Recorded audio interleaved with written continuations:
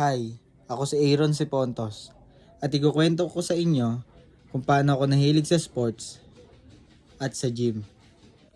So, way back nung bata pa lang talaga ako, naglalaro na ako talaga sa labas ng mga takbuhan, langit lupa, mga luksong baka, tapos Dr. Quack yung parang magbubulbul na yung mga katawan nyo. Tas mga tumbang preso, yun. Tas mga iba pang mga laro na pang bata dati. Tas nung grade grade 4 ata ako or grade 5. Nagkaroon ng sport fest sa school namin sa elementary. Then naengganyo ako maglaro ng athletics, mga track and field. So lumaban ako nun. Kasama ko yung isa kong kaklase.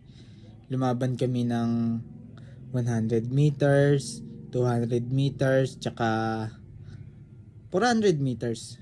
Tapos nung bago kami sumali, nag-sign up kami.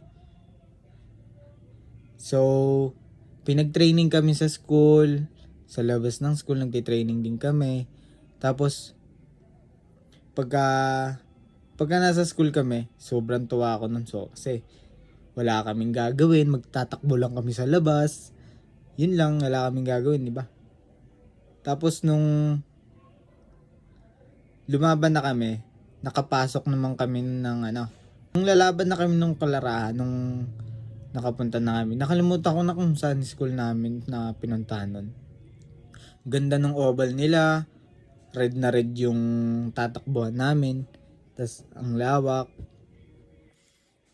Tapos nung lumaban na kami, sobrang hirap.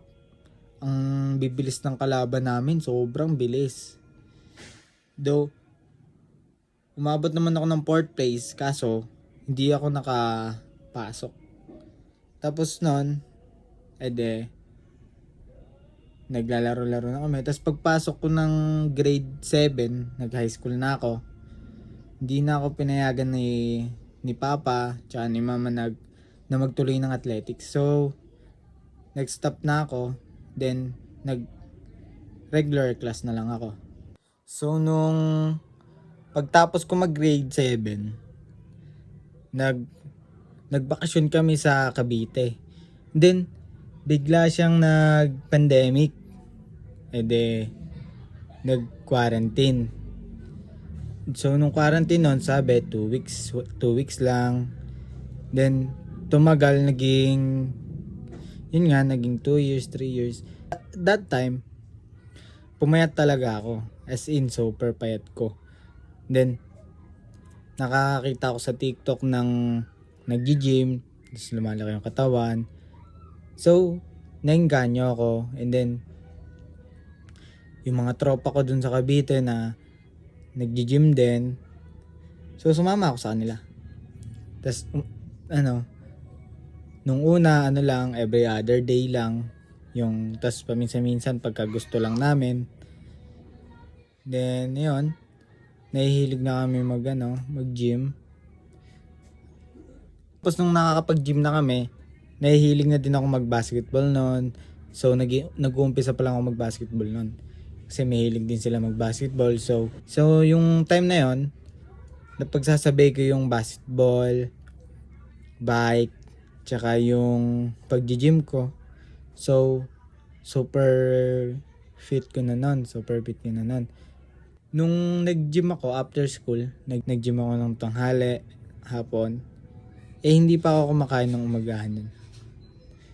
Tapos mahilig kasi ako sa Cobra noon, uminom ako ng Cobra, nakadalawang Cobra yata ako noon. Tapos kinagabihan, nilagnat ako. Tapos kinabukasan, dire-diretso yung lagnat ko, namabot ng 1 week. Tapos nagpa-check up na ako, tapos nalaman ko may sakit ako sa kidney. So bawal daw mabugbog yung kidney ko. So natigil ko na yung mga sports ko. Yun lang, maraming salamat. Thank you sa pakikinig.